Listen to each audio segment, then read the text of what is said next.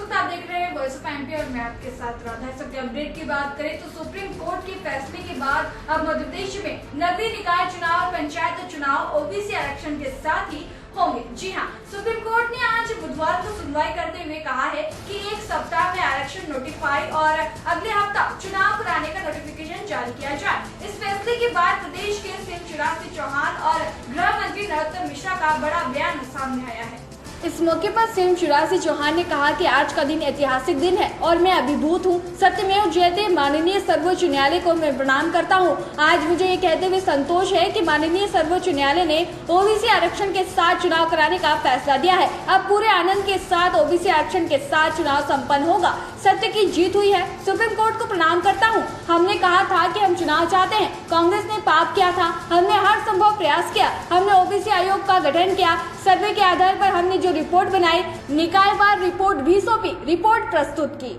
कमलनाथ के विरोध के मामले पर सीएम शिवराज ने कहा कि कांग्रेस और कमलनाथ हमेशा षड्यंत्र ही करते रहे। कभी भी उनकी नियत ओबीसी को न्याय देने की नहीं थी। मैं आज पूछ रहा हूं कमलनाथ जी, क्यों आपके एडवोकेट जनरल ओबीसी के 27% आरक्षण की बात थी तो कोर्ट में खड़े नहीं हुए? कमलनाथ जी, अब ओबीसी बहुत समझदार है। आपने पाप किया है, वह जान गया है। इधर पूर्व मुख्यमंत्री कमलनाथ का कहना है कि यह अन्याय है। ओबीसी को 14% से ज्यादा आरक्षण नहीं मिलेगा। बीजेपी सरकार ने कोर्ट में सही तरह से पक्ष नहीं रखा।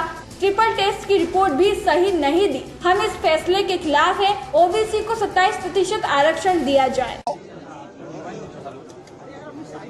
आज का दिन ऐतिहासिक दिन है और मैं अभिभूत हूँ।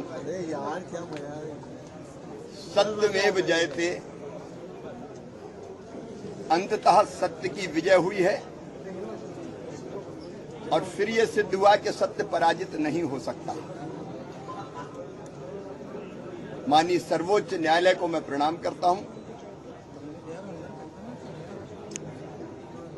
हमने यही कहा था कि हम चुनाव चाहते हैं, लेकिन ओबीसी आरक्षण के साथ। कांग्रेस ने एक पाप किया था। चुनाव तो पहले ही हो रहे थे ओबीसी आरक्षण के साथ, लेकिन कांग्रेस के लोग ही माननीय सर्वोच्च न्यायालय में गए थे, जिसके कारण ये फैसला हुआ था कि ओबीसी आरक्षण के बिना ही चुनाव हो। हमने हर संभव प्रयास किया, कोई कसर नहीं छोड़ी। ट्रिपल टी टेस्ट के लिए हमने ओबीसी आयोग का गठन किया। ओबीसी कमीशन ने पूरे प्रदेश का दौरा किया, तथ्य जुटाए,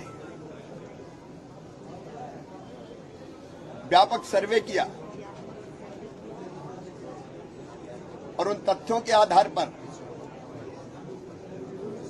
सर्वे के आधार पर जो रिपोर्ट बनाई, हमने वो रिपोर्ट माननीय सर्वोच्च न्यायालय में प्रस्तुत की। फिर माननीय सर्वोच्च न्यायालय ने निकायवार कहां कैसे सर्वे होगा उसकी रिपोर्ट मांगी। हमने निकायवार भी रिपोर्ट तैयार की और वह रिपोर्ट माननीय सर्वोच्च न्यायालय में प्रस्तुत की। कांग्रेस के लोग खुशियां मनाते रहे कि अब ओबीसी का आरक्षण नहीं होगा, भाजपा को कटघरे में खड़ा करने का मौका मिलेगा। और जब मॉडिफिकेशन के लिए हम सर्वोच्च न्यायालय में गए, तब भी कांग्रेस के मित्रों ने कहा कि नहीं, अब हो थोड़ी सकता है। वो प्रसन्नता मना रहे थे। आरक्षण की चिंता नहीं थी, भाजपा को कटघरे में खड़ा कर लिया। लेकिन आज मुझे कहते हुए संतोष है कि माननीय सर्वोच्च न्यायालय ने ओबीसी आरक्षण के साथ चुनाव कराने का फैसला दिया है। हम फैसले का स्वागत करते हैं। जिन्होंने षड्यंत्र किया था वो पराजित हुए। अब पूरे आनंद के साथ ओबीसी आरक्षण के साथ चुनाव संपन्न होगा और अब हम लोग चुनाव के मैदान में जा रहे हैं। सुझाव की आवश्यकता क्या है, ये तो अध्यक्ष का निर्णय है। ये दरअसल पिछड़ों की पीठ में जो इनने छुरा भोंका है कांग्रेस ने, ये उसके पाश्चाताप के तरीके हैं इनके। पिछड़े पूरे मध्य प्रदेश के जानते हैं कि इनके कारण से भाई भारतीय जनता पार्टी तो चुनाव में चली गई थी, आरक्षण के साथ चली गई थी, फार्म भर गए थे लोगों के, पैसे जमा हो गए थे लोगों के, इनने स्टे लगवाया। इसका जवाब देने की जगह भाजपा पे आरोप लगाना, जब एक उंगली किसी की तरफ उठाते हैं तो तीन खुद की तरफ उठती हैं। तो ये था अब तक अपडेट। लगातार जानकारी के लिए बने रहिए वसुमैन के साथ। जय हिंद, जय भारत।